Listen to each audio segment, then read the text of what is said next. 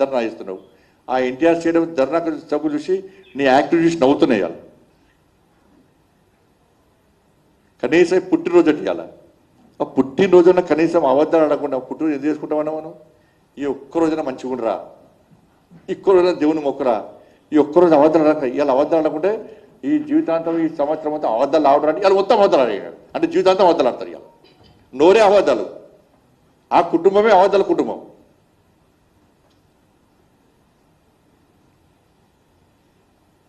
వాళ్ళ మూర్ఖుడా మీ బినామీ సంస్థ వల్ల, గ్లోబరీనా సంస్థ వల్ల 27 మంది ఇంటర్మీడియట్ విద్యార్థులు 27 మంది ఇంటర్మీడియట్ విద్యార్థులు ఆత్మహత్య చేసుకున్నారు.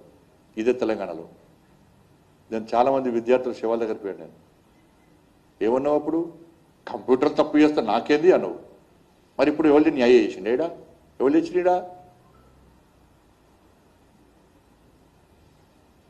గ్లోబరీ అనేటువంటి మూర్ఖ సంస్థ వల్ల మీ బినామీ సంస్థ వల్ల 27 మంది విద్యార్థులు ఆత్మహత్య, పసిపిల్లలు ఆత్మహత్య చేసుకున్నట్టు సిగ్గులేదు. వాళ్ళు కూడా జంజీ ఎప్పుడు ఇవాళ ధర్నా వేస్తున్నావు, జంజీలు ధర్నా వేస్తున్నావు.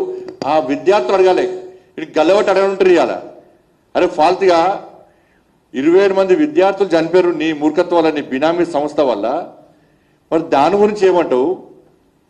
టీఎస్పీఎస్సీ పేపర్ లీక్ చేసినావు, దాని గురించి ఎందుకు మాట్లాడతలేవు? ఇవాళ 10th పేపర్ లీక్ అయింది, దాని గురించి ఎందుకు మాట్లాడతలేవు?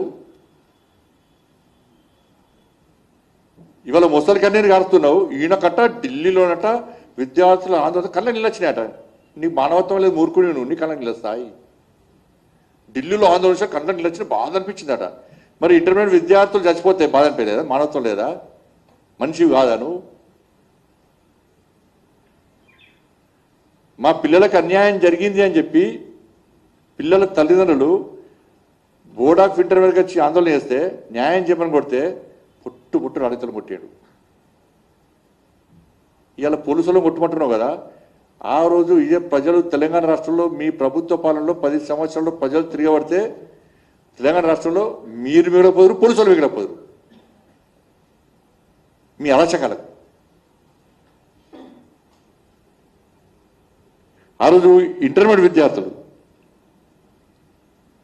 చనిపోతే వాళ్ళ తల్లిదండ్రులను కొట్టారు, పిల్లలను కొట్టారు.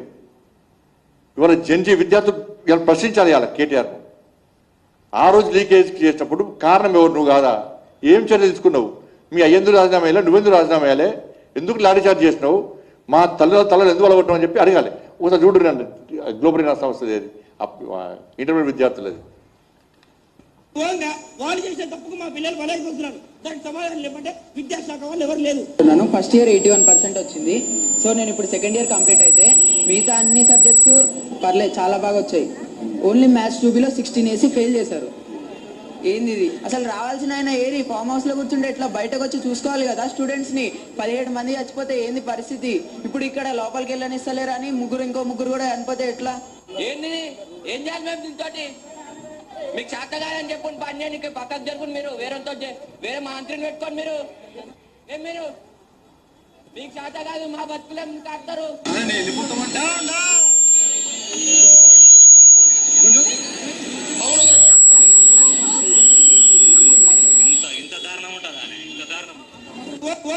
వాళ్ళు చేసే తప్పు